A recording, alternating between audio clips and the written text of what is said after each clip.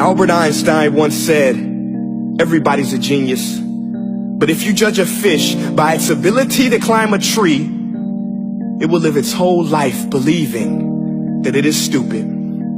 Ladies and gentlemen of the jury, today on trial we have modern day schooling. Glad you could come. Not only does he make fish climb trees, but also makes them climb down and do a 10-mile run. Tell me, school, are you proud of the things you've done?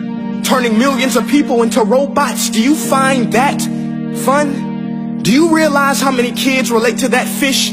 Swimming upstream in class, never finding their gifts, thinking they are stupid, believing they are useless? Well, the time has come, no more excuses. I call school to the stand and accuse him of killing creativity, individuality, and being intellectually abusive. He's an ancient institution that has outlived his usage. So, Your Honor, this concludes my opening statement, and if I may present the evidence of my case, I will prove it. Proceed. Exhibit A. Here's a modern day phone. Recognize it? Here's a phone from 150 years ago. Big difference, right? Stay with me. Here's a car from today, and here's a car from 150 years ago. Big difference, right? Well, get this. Here's a classroom of today, and here's a class we used 150 years ago. Now ain't that a shame? In literally more than a century, nothing has changed. Yet you claim to prepare students for the future? But with evidence like that, I must ask, do you prepare students for the future or the past? I did a background check on you and let the record show that you were made to train people to work in factories, which explains why you put students in straight rows, nice and neat, tell them sit still, raise your hand if you want to speak, give them a short break to eat, and for 8 hours a day tell them what to think. Oh, and make them compete to get an A. A letter which determines product quality, hence grade A of meat. I get it. Back then, times were different. We all have a past. I myself am no Gandhi.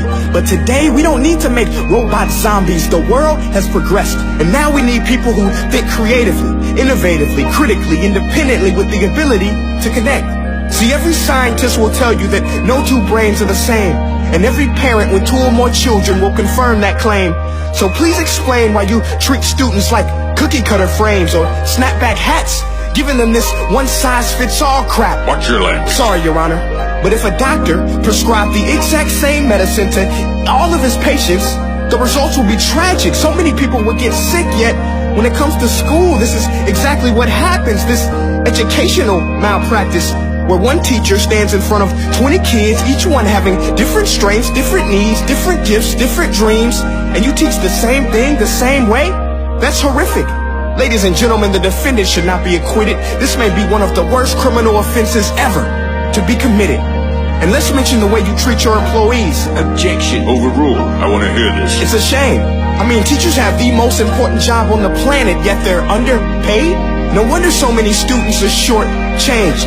Let's be honest. Teachers should earn just as much as doctors, because a doctor can do heart surgery and save the life of a kid. But a great teacher can reach the heart of that kid and allow him to truly live.